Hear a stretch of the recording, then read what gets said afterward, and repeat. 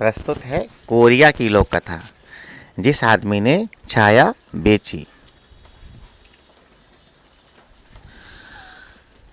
कई वर्ष पहले भीषण गर्मी के एक दिन एक युवक खेत के किनारे काम कर रहा था। आकाश में सूरज आग उगल रहा था। आदमी के चेहरे से पसीने की बूंदें टपक रही थीं। वह एक बार ठीक करने का प्रयास कर रहा था। उसने गर्दन से पसीना पोंछा, उसने थोड़ा पानी पिया, लेकिन तब भी उसका गला सूख रहा था। उसके लिए काम करना कठिन हो गया। गर्मी बहुत ज़्यादा थी। उसने खेत की दूसरी ओर देखा। उसे एक पेड़ दिखाई दिया। पेड़ की विशाल डालें और हरे पत्ते गर्म हवा में झूल रहे थे। आहा, वो बोला, छाया। पेड़ एक बहुत बड़े घर के फाटक के बाहर लगा हुआ था। वह आदमी धीरे धीरे चलता हुआ उस पेड़ के निकट आ गया। वह उसके पत्तों की ठंडी छाया में बैठ गया।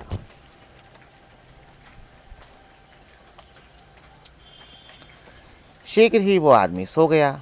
उसने सपना देखा। सपने में उसने सर्दी के दिन में पत्थर के फव्वारे में ठंडा पानी देखा। अच्छा है। नींद में वो बोला, बिल्कुल अच्छा नहीं है, उसने किसी को कहते सुना। आदमी चौंक पड़ा। वह सीधा बैठ गया। यह किसने कहा? उसने पूछा। फिर उसने दूसरी तरफ पेड़ के नीचे एक आदमी को बैठे देखा। वो आदमी रेशम के नरम तकिए में बैठा आराम कर रहा था। उसने बढ़िया वस्त्र पहन रखे थे। वो बहुत धनी दिखाई दे रहा था। मैंने कहा, उस आदमी ने उत्तर दिया, तुम्हारी हिम्मत कैसे हुई? मैं शर्त लगा सकता हूँ कि तुम चोरी छिपे आकर मेरी छाया में बैठ गए हो। तुम्हारी छाया? युवक ने पूछा। हाँ, मेरी छाया, धनी आदमी ने कहा। मेरे दादा के दादा ने यह पेड़ लगाया था। अब यह पेड़ मेरा है, इसलिए इसकी छाया भी मेरी है। लेकिन यह पेड़ तो हम सब का है, युवक बहस करने लगा। नहीं, दूसरे आदमी ने कहा, यह पेड़ मेरा है, सिर्फ मेरा। तब युवक ने एक युक्ति सोची। तो आप इस पेड़ की छाया के स्वामी हैं? उसने पूछा। हाँ, धनी आदमी ने कहा। क्या ये छाया आप मुझे बेचेंगे? युवक ने पूछा। धनी आदमी हंसने लगा। ये कितना बड़ा मूर्ख है, उसने सोचा। वह सोचता है कि पेड़ की छाया खरीद सकता है। वह युवक की ओर घूमा। अवश्य, उसने कहा। मुझे सोने के सिर्फ 3 सिक्के दे दो और ये निर्मल स्फूर्तिदायक छाया तुम्हारी हो गई। मुझे स्वीकार है, युवक ने कहा। उसने अपनी जेब से में हाथ डाला और सोने के 3 सिक्के निकाल कर दे दिए। धनी आदमी हंसता हुआ वहां से चला गया। जैसे दिन बीता, पेड़ की छाया लंबी होती गई। वो घास के ऊपर होती हुई पगडंडी तक आ गई। शीघ्र ही छाया बड़े फाटक को पार कर बड़े घर के अहाते तक आ गई। युवक छाया के साथ साथ आगे बढ़ता गया। फिर वह धनी आदमी के घर के अहाते में आकर लेट गया। गुस्से से भरा धनी आदमी घर के बाहर आया। मेरे अहाते से बाहर निकल जाओ, वो चिल्लाया। यहाँ क्या कर रहे हो? मैं तो बस अपनी छाया में लेटा हूँ, युवक ने कहा। धनी आदमी भुनभुनाया। उसने आंखें तरेर कर युवक को देखा। फिर घूमकर वह वापस घर के भीतर चला गया।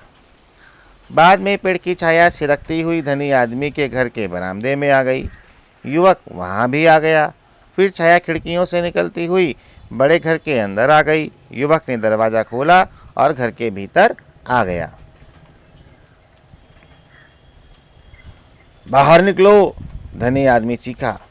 यह मेरा घर है और ये मेरी छाया है, युवक ने शांतिपूर्वक कहा। मैं सोने के 3 सिक्के तुम्हें लौटा दूंगा, धनी ने जवाब दिया। नहीं धन्यवाद, युवक ने उत्तर दिया।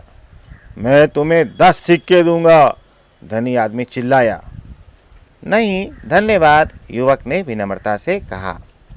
जैसे ही सूर्यास्त हुआ, छाया लुप्त हो गई। तब युवक अपने घर लौट गया। लेकिन अगले दिन भी सूरज चमक रहा था। इस बार युवक अपने कुछ मित्र साथ ले आया। वह सब धनी आदमी के बरामदे में बैठ गए। वह आपस में बातें करने लगे और हंसने लगे। धनी आदमी यह सब और सहन नहीं कर सकता था।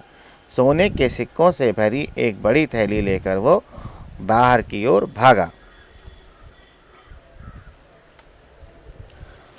कृपया, उसने प्रार्थना की, मैं अपनी छाया वापस खरीदना चाहता हूँ। मैं तुम्हें 20 सोने के सिक्के दूंगा। नहीं धन्यवाद, युवक ने कहा। 50, धनी आदमी ने कहा। नहीं धन्यवाद, युवक ने फिर कहा। धनी आदमी ने गहरी सांस ली। तो ठीक है, वो चिल्लाया, 100 सोने के सिक्के ले लो। युवक ने सिक्के ले लिए। वह और उसके मित्र वहाँ से चले गए और फिर कभी लौटकर वहाँ नहीं आए। उन पैसों से युवक ने अपने लिए एक घर खरीदा। उस घर के पास 2 विशाल पेड़ थे। उसके घर का बरामदा सदा छाया में और ठंडा रहता था। युवक अक्सर अपने मित्रों के साथ वहाँ बैठता था और उस दिन की बात करता था जिस दिन उसने सोने के 100 सिक्कों में पेड़ की छाया बेची थी। कहानी को प्रस्तुत कर रहे थे जय शेखर।